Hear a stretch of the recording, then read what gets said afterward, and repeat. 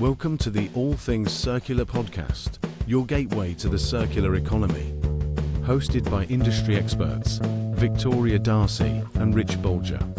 Every episode is proof that circularity isn't just good for the planet. It's a smart business decision. Our mission is simple: to empower, to inform, and to show you how to make the circular economy work for you. We've got Dennis Hoang, who is the COO of Patturn and the COO of Jender.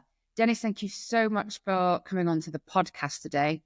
Really excited to get to grips with what's going on in the fashion world, specifically as it relates to the waste that we see in the industry, but also keen to dig into some of the innovative ways that you're using AI to address some of the problems with waste and increase circularity in the vertical. So without further ado, Dennis, do you want to introduce yourself? Sure. So good morning or good evening, or I'm not sure what everyone's time zone is at. Thank you, Vic and Rich, for having me on the podcast. I know I'm one of the first. Yeah, I'm one of the first guests, so I'm super excited to be here today.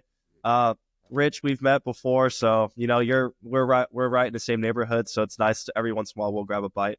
But for the folks that don't know me, I'm Dennis, and I am the CEO of Patturn and Jender. In short, those are two separate business verticals, but they kind of fall within the same realm. How I describe the first business, Patturn, is as follows. It's essentially a tech and team that essentially handles every aspect of the return. For us, when it comes to Patturn, our model is resale first. How fast can we essentially move an item from a return status and move it all the way up to resale as fast as we can? In short, our team takes in returns inventory. We do a little bit of reverse logistics magic mixed with a little AI, and we're focused on bringing that online as fast as we can. The next piece. Yeah, right. I know, right? It sound so simple. I wish it was as simple as that. The next piece of the business is Jender, and we describe that as a fashion marketplace built as our essentially primary resale channel for the returns that we get. We work directly with eBay, Poshmark, and essentially secondary marketplaces to be a premier fashion reseller. We built out programs with the eBay team, like their pre-love partner program, which is essentially a cohort of fashion sellers focused on the pre-love market, specifically on eBay. We are also on live selling with eBay as well, where we actually take the inventory that we sell and live sell it to our audience. And Rich has seen that, and we've found really great success in live selling pre-love inventory. And then on top of that, we also work on the government relationship. We work on the government relations side as well, especially when it comes to reselling. So typically in May, we fly out to DC and we actually meet with our state and local reps, and we essentially help them refine legislature to support folks like us, because there's a lot of people that resell. And we work with essentially legislature and congressmen to help build out programs and refine support for folks that essentially resell as their primary source of income. I'm always on the hunt to meet bright people who have passion, purpose, and conviction to make things happen. And when I met Dennis for the first time, I felt all of that. And there's three of them. He's got two brothers that I'm sure we're going to talk about in just a second. But you mentioned quite a few things. You mentioned artificial intelligence. You mentioned how to go through and sell in new ways. I don't think a lot of people know. ThreadUp did a study that broke down generational buying patterns of what makes them purchase online. Gen X and baby boomers love to touch and feel. Millennials will buy things used online to a high degree. Gen Z will also buy things used online, but instead of going to a traditional marketplace, they're buying via live stream. And it's a different way to look at business. So Dennis, what you're bringing is a new perspective for old dogs like us that have seen the linear model start to change into the circular model, you're just fully immersed in it, embracing everything. So talk to us a little bit more about live selling, and then transition a little bit into the last visit you had in DC, because I watched you on LinkedIn and your journey, and talk to us about what the legislators are interested in. Sure. So live selling for starters. Wow, that is an interesting journey. That started last year. Because my brothers and I we're always trying to come up with new and innovative ways to essentially, at the end of the day, it's moving inventory into a customer's hand, right?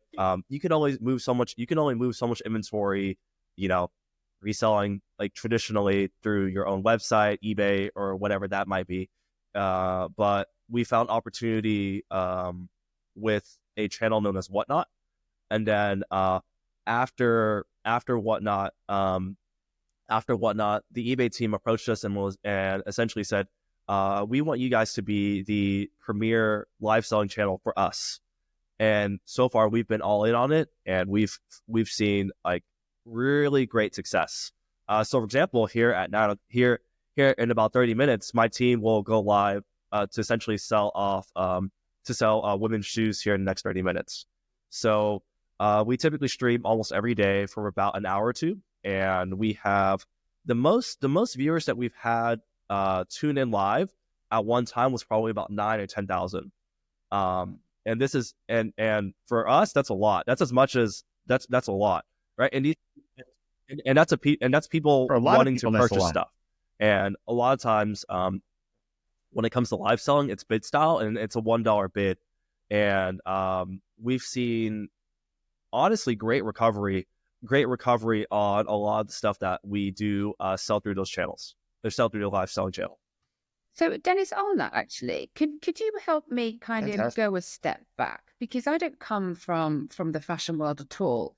And, can you kind of explain to some of our listeners what was happening in fashion and apparel in terms of how were manufacturers handling their returns, their excess stock, their surplus, to what's happening now? Because I mean, it sounds wonderful to have a live bid. You've got the inventory. You've actually connected it to those consumers that want to buy. But what marked that shift? When did it shift, and how is it still shifting?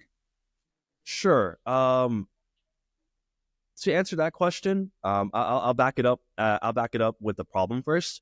The problem is that fashion sellers and brands and fashion retailers, 30% of fashion comes back as returns, and it's mainly due to sizing, and it's mainly due to sizing issues, and more of like, I purchased this and I don't really like it issues. Those brands get that inventory back into their warehouses, their third-party logistics companies or whatever, but the problem is they just don't know how to bring it back to stock, and they don't know how to build out another channel for resale. A lot of times it's, as Rich knows, it's a whole nother team, it's a whole nother tech stack, and it requires a decent amount of manpower just for that small part of the business. Oh yeah, in the wholesale space, because there have been a few really good companies that have just had immense growth because they knew how to move things into different markets and let the different markets go through and sell to the end customer. That's changing to where the personality type that you need to go through and match use supply to use demand in a market type of environment, selling it to a different part of the world, breaking it down and selling it in a physical market where people will walk up and change cash.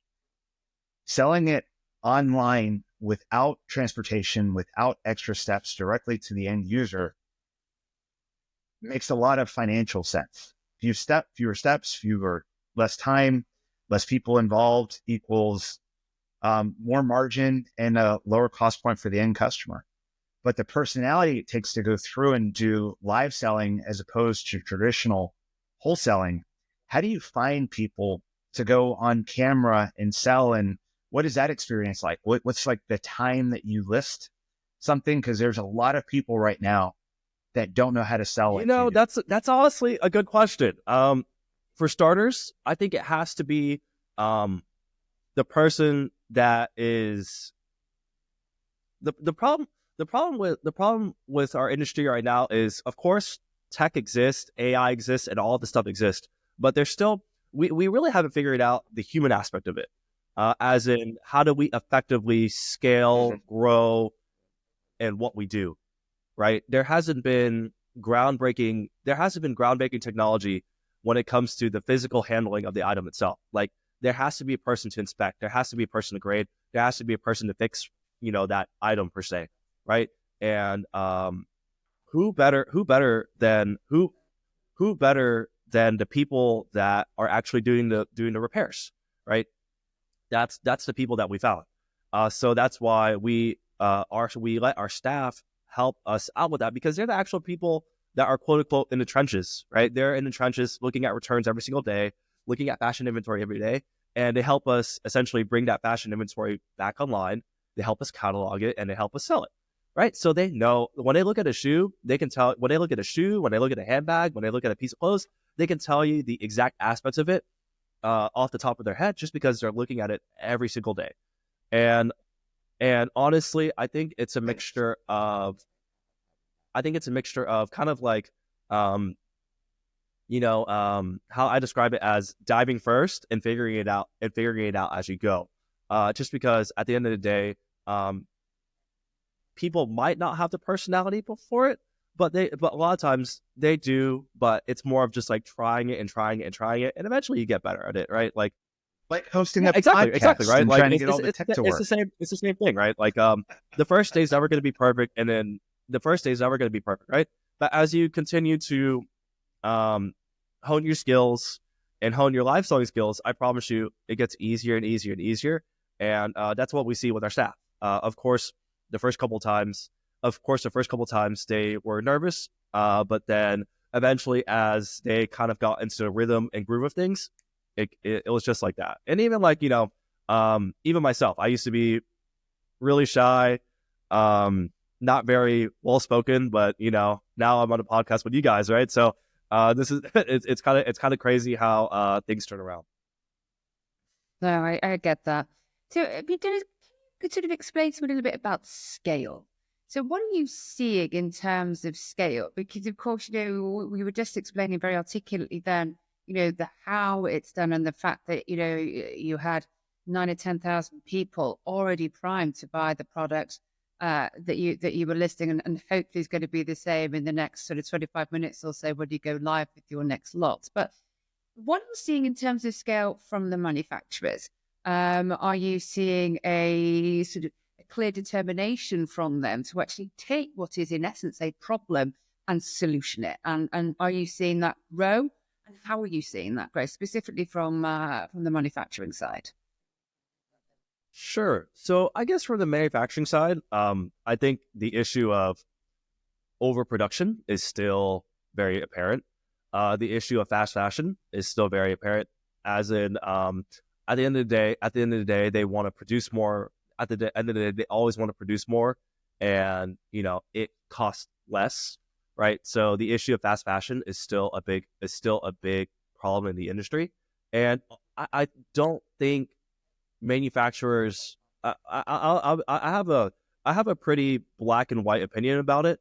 At the end of the day, I think brands and retailers are more interested in making money than the actual environment itself. There's only a handful of brands that are actively really involved at every single I guess point of their supply chain, to where they're where they have circularity in mind. But that shift is slowly and surely becoming more. That shift is slowly becoming more circular.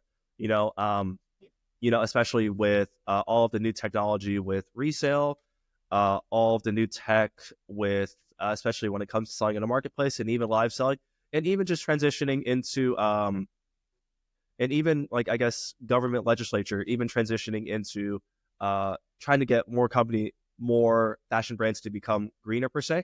The shift is slowly but surely getting there. But to say, that I guess I think there's still a lot of things that manufacturers can do to, of course, not overproduce, but also focus on the quality of the product than, quote unquote, fast fashion. I see that coming in massive ways. I firmly feel that the counter to fast fashion is a generation of buyers that are willing to pay more or pay incrementally more to do less harm. Clothing as a service, for instance, the rental patterns. There was a survey that almost 70% of Gen Z and millennials are checking the resale value of their clothing before they buy it. And the reason why they're doing that is because they know that they can apply that value to the next purchase. So are you guys involved with product as a service, clothing as a service? How do you see that industry evolving? We're not super involved with clothing as a service. How do I see that industry evolving? I see it evolving in two ways. There was a company that I met. Oh my goodness, I don't remember the name of it. But long story short, they that company partners with brands, and essentially that brand sends their returned inventory to that company. And let's say if I am a consumer that wants to purchase, let's say if I'm a consumer on their website and I want to subscribe to them, how it works is for a monthly fee, let's say $100, you can essentially rent essentially a whole catalog of clothes for a whole month, and then as long as you return it back to them, you can kind of essentially get a new catalog of clothes essentially every single month. And as long as you return your previous inventory, it goes back to them, then we're good. And that kind of rinses or repeats that cycle out. I feel like when it comes to Gen Z, millennials, and people within my age range, one of the most frustrating things is if I buy clothes, let's say from the mall, I'm not going to call any brands. You wash it once, boom, it shrinks. Boom, that t-shirt or pants or whatever shrinks. It's so frustrating, especially if you spend, let's say $50 on a t-shirt, or $100 or $200, right? That's a frustrating feeling. So can I just Absolutely. ask a question? So without circularity in fashion and without these methodologies and these solutions which you have here, what do fashion houses do with their surplus inventory? Where does it go? These 30% of returns that on average they're getting back. What happens if they don't sell it? What happens to it? Oh goodness, that is a good question. For one, it is usually it'll usually chill on the side of a warehouse for a long time. They'll essentially it'll be like, hey, okay, let's just move all our returns here. We'll worry about it later. Number two is they'll throw it away because it's the cheapest option to move that inventory. And or number three, they'll liquidate if they can't resell their inventory like us, they'll liquidate it. So they'll sell it for pennies on the dollar, and essentially let someone else take over that inventory to resell. I used to call it idle inventory. Idle inventory being things that didn't move. Chill inventory, I think, is a much cooler word for that.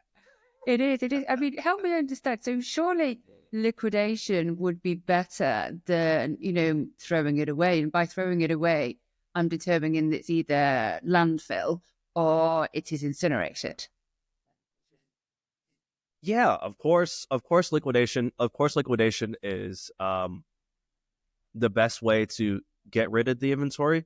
But when it comes to brand equity, brand value, and the reselling market, the terminology is that anything goes. Especially when it comes to the resale market, unfortunately, there's no benchmark on pricing, right? I'll give you a good example. A shoe brand that we sell a lot of, let's say the MSRP value ranges from about $300 to $500. Okay, so it's premium. However, the resale value is only within a range of $50 to $80. Okay. That brand approached us and said, hey, we don't like you selling what the prices like that. But we told them, we would prefer it if you sold it at this price. And we told them, no, the data clearly shows that this sells at this price, based on our internal data and just sales data, because we're able to connect. We have a good connection with eBay and Poshmark's platform. Your brand sells at this price, especially when in the resale market, right? They want us to resell it for $200 or $300, but if that's just not gonna work. No one's gonna buy it, and then you're stuck. You're gonna be stuck with the same problem again. Yes, we do get a lot of. I like the word. I like that you said the word pressure. I think it's more legal threats. Let's. I'll put a stamp on it. At the end of the day, brand equity is something that brands want to keep, and I understand that. We understand that so hard, right? Because of course they want to keep brand value high. Right. But at the end of the day, when it comes to resale, brands need to embrace resale as another primary source of income, simply because as they continue to produce, they're just going to get a mixture of dead inventory, returned inventory, and overstock, and that continues to pile up. And at the end of the day, I really don't think brands want to throw away their stock. They want to try to recover as much value as they can. And if they continue to, if they first launch their resale channel and continue to build it up and build new customers, that I promise you is another primary source. That is another primary source of income. Simply because, if you're buying from, X brand, the likelihood of you buying from that same brand but in a used way is very high, right? And the number of and you could do it in a way where you only let a certain number of stock go through that resale channel, right? And then only add it as needed, right? Where only a select few people can get their hands on that, and that's the way I see it work. That's the way I see it working well. Because essentially that's what we do in a nutshell. We do a lot of single SKU logistics, meaning that I will only get one pair of Hoka, like a Hoka running shoe, and it'll only be in this color, model, and size. And I only have one of that. I don't have a size range, just because that's just not how returns work. That's exactly right. I once had a good friend, Dave Stritsinger, explain to me reverse logistics by using a fish market. And the fish market analogy sounds like this. When boats go out, I used to live in Charleston, South Carolina, and love watching the fishing boats. When they went out and caught fish and they came back, there were several categories of people waiting on the dock for the fish. One was the sushi restaurants that would be able to go through and pay top dollar for the fish, because they were able to go through and sell it for more in their expensive restaurants. But the restaurants could only consume so much fish, and they had a very high quality of fish that they would take. So if the fish that came in were of a lower quantity, or if there were too many and the sushi restaurants bought all they needed for their menu, because they don't want to waste money or inventory as well, the fish that were left on the dock needed a home. So then they would tap on the local grocery stores that didn't have to pay transportation or buy from a distributor. And they would go through and buy fish, and they would pay a little bit higher to get the better quality to sell in their stores. Then your distributors came in, gobbled up a large portion, sent it across the country, paying for refrigerated transportation and the sales teams to go through and find the grocery stores. And what was left over was the cat and dog food people that would grind it up and sell it for cat and dog food.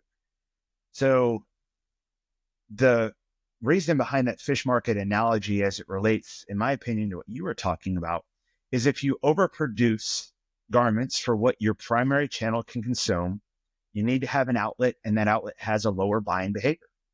And if that outlet can't consume it, you've got to keep on going down, because two things are going to happen. The fish are going to rot on the dock.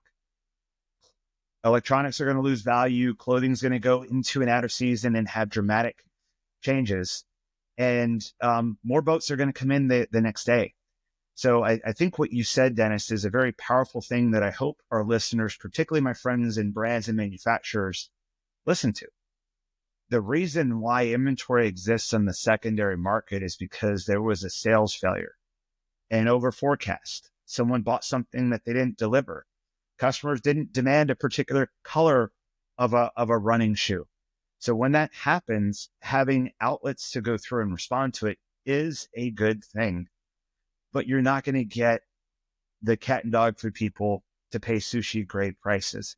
So understanding the dynamics of this market is a missing skill set. Dennis, how do you go through when you have those brands that come to you? Because I'm sure that there are some that have guards up and it's really hard to get them to change. But have you had any successes with legislators or people that work within the companies to change their opinion? I think yes. So the answer is, I think when they see the money, and I think when they see the money, that it's as simple as that. What analytics, what kind of business intelligence are we bringing back? What kind of analytics are we bringing back?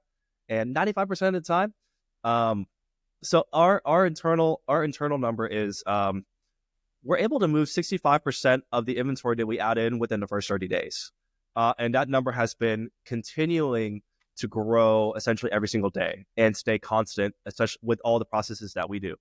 And when we showed them our numbers and we showed them, hey, we found that your brand works really well through our primary resale channel. That's when they kind of when they kind of give it a second thought. They're like, oh, okay, so maybe kind of this outlet model does work, right? But we just don't really have access to it right now. Let's work with these guys to see if they can help us out. It's not as simple as, taking a picture of a product and listing it on eBay. It's a lot more than that. And especially scaling that effectively is very, very tough. For example, an individual person might only be able to, add in list, let's say, I don't know, 20 items a day, and effectively only manage about 1,000 items in maybe 500 to 800 items in, I guess, their own closet or eBay shop. It's not an easy thing to do. It's not as simple as, going to a Ross or a TJ Maxx and buying inventory and kind of rinsing and repeating that model. At a certain point, you'll see, I can only do so much. I'm going to be so bogged down by just general operations. How can I scale this? In scaling and scale, I think when it comes to the myth is that you don't really need tech or folks. That's completely false. You need technology, you need AI, and you need people to effectively scale this. It's not going to work that well. And I have a different opinion when it comes to especially when it comes to the technology side. There's a lot of people there. The myth is that if I work with a company that is helping me build out essentially like a resale channel, maybe like a Patagonia used market, it may look nice and all, but I know that it simply just doesn't work. They're still stuck with inventory. They're still stuck with this. They're still stuck with that, and especially all the money and time they spent on putting their inventory and the resources, and all the time and money that they spent putting their inventory and the resources on this used market. Just because it's there doesn't mean it necessarily works. Absolutely. Well, I love the fact that you articulated the problem. You got 800 overproduced shoes that need a home, and you need to liquidate them to clear out your chill inventory from a corner of the warehouse, and you want to get money for it fast. So selling 800 to someone that can break it down, put on a whatnot, put on an eBay live selling, and sell the quantities of one to extract value or skill sets that not a lot of companies even think about. to my friends watching All Things Circular, big spotlight on Dennis and his two brothers that we'll get the gang on at some point, because that's a super cool story. But people like Dennis are an inspiration that are literally changing the way that supply is matching demand in a modern way. And to the leaders, especially the ones that I've been working with for a long time, it's the folks like Dennis that are going to be in charge of large corporations in just a few years. So the ways that they're thinking about business right now are going to be the ways that things are done. And you've got to evolve. Dennis, you've been amazing in driving change, using technology, using your voice to impact legislation. So from me to you, you're an inspiration. And I appreciate being able to spend time with good, smart people just Thank like you for the kind words, Rich. I'm happy that I did reach out to you that one day, and we decided to get some coffee. And now here we are. It's a small, crazy world. Let's make it happen. I'm looking forward to visiting you again. To other friends before we close out, how can people find you in Patturn? They can email me at my name, so Dennis, Dennis, at Patturn, which is Patturn.io, or just connect with me on LinkedIn. So my name is Dennis, so it's Dennis, and then Hoang, Hoang. Those are the two easiest ways to connect with me. Yeah, well, wonderful. Dennis, thank you so much for joining us. It was a real treat to have you on, and I learned loads. So best of luck with, the coughing fit, with Patturn and Jender, and, look forward to having you and meeting your brothers at some point in time and hearing the whole story. Wonderful. Well, this has been the latest episode of the All Things Circular podcast. Thank you so much for joining us, and thanks again for Dennis for being a great guest. Thanks for tuning in. Please head over to allthingscircular.com to learn more.